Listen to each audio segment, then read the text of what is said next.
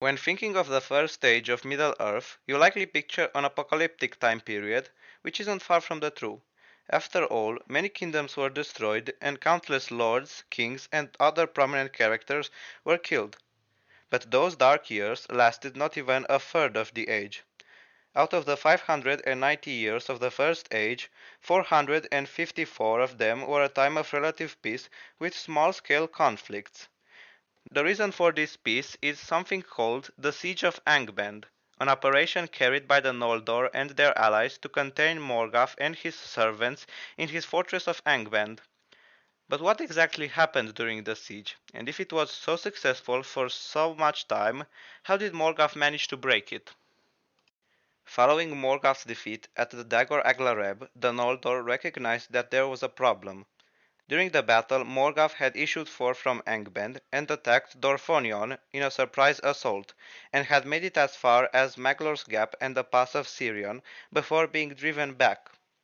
It became apparent that as long as Morgoth occupies Angband, Dorthonion and the northern passes were never truly safe, and the Noldor couldn't just go on the offensive. If we look at the geography of Angband, we see that the fortress is dug underground either behind or beneath the arid Engrin. The cold, inhospitable terrain of the north prevented any attempts at crossing the Iron Mountains. So, with the Noldor unable to encircle Angband or squash the threat, they did the best other possible thing. They established a group of forts just south of Angband to prevent any further invasion. We don't know the names of these fortifications or even how many there were. Their garrisons were comprised of elves from Hiflum, Dorthonion, and the marches of Maedhros, many of them Noldor, with some grey elves. I expect the besiegers to number in the high thousands, or maybe more. We also know that the Noldor primarily occupied the plain of Ardgalen, but it is also mentioned that the nearby plain of Lothlan was constantly patrolled by Feanorian riders. The early years of the siege were quite mysterious. With the Dagor Aglareb and the threat of Morgoth fresh in mind, it is likely that the siege was early on considered as a priority. For the following 95 years, Morgoth continued to build his army, and in 155 he tried his luck again. Knowing that he does not have the strength to challenge all the Noldor, he chose to attack only Hiflum. His army passed west and turned south through the uninhabited land of Lamoth, and then east up the Firth of Drengist. Fingon, heir to High King Fingolfin, and at that time Lord of Dor-lómin, quickly gathered a group of elves and ambushed the orcs, slaying or driving them into the sea. The siege does not get mentioned until 260. In this year, Glaurung, father of dragons, attacks the elves of Ardgalen in the middle of night and manages to drive them away. The situation is quickly brought under control by the arrival of Fingon and a company of archers. The elves use their mobility and speed to pepper Glaurung with arrows while staying out of his reach. Because the dragon was not yet full grown and full armored, he flees back to Angband. This would commence the Long Peace, a period of time where Morgoth would not attempt to break the siege.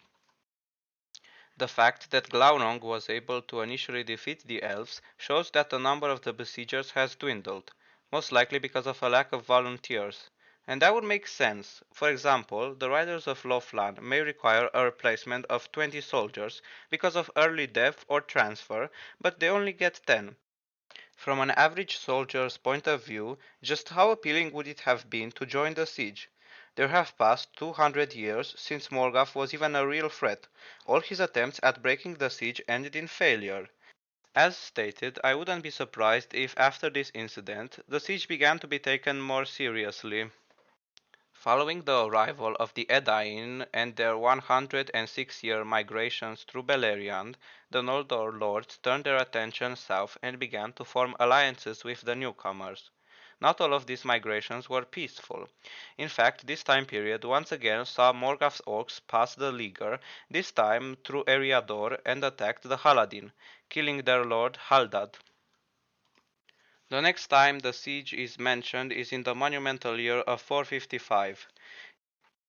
In one winter night of that year, Morgoth made the Iron Mountains spew forth rivers of flame and poisonous fumes, Many of the elves and Edain on Ardgallen were asleep, and thus were taken at unawares. Chaos broke out among the besiegers, many of them fleeing by foot or horse. Still, many of them did not escape, burning or suffocating to death on the fields. The fire also set flames to the forests among the foothills. Using the smoke as cover, the armies of Morgoth set forth on the barren plain, led by a full-grown Glaurung. Thus the siege that lasted for 395 years was broken in just one night. The failure of the siege allowed Morgoth to capture Dorthonion and the Pass of Sirion, turning both into places of dread, as well as devastate nearly all of eastern Beleriand. The Free Peoples would attempt to crush Morgoth's army at the Battle of Unnumbered Tears, but they were defeated, and just 38 years later, at the fall of Gondolin, their last great realm was destroyed, and with it their hopes of victory. To say that the siege was a failure isn't controversial. After all, its purpose was to protect the northern lands of the Noldor from any surprise attacks, a purpose it failed quite spectacularly. The fact is that the siege was not actually a siege, unlike the Siege of Barad-dûr or the Siege of Gondor, where the besieged forces constantly get smaller both in terms of manpower and resources. Morgoth was just constantly able to grow his armies and send attack after attack. Even if he doesn't break the siege from his first attack, he can just try again and eventually he will overwhelm his enemies. No, the siege was more of a containment, and there's just that much protection that a containment can offer. And a containment as large as this would require many resources. Resources that could have been used to strengthen Dorthonion or the marches of Maedhros. Looking back, the Siege of Angband may not even have been a good idea from the start, being more of a waste of manpower and giving the Noldor a false sense of security. Here is where I have a theory. Maybe the siege was not even Fingolfin's idea.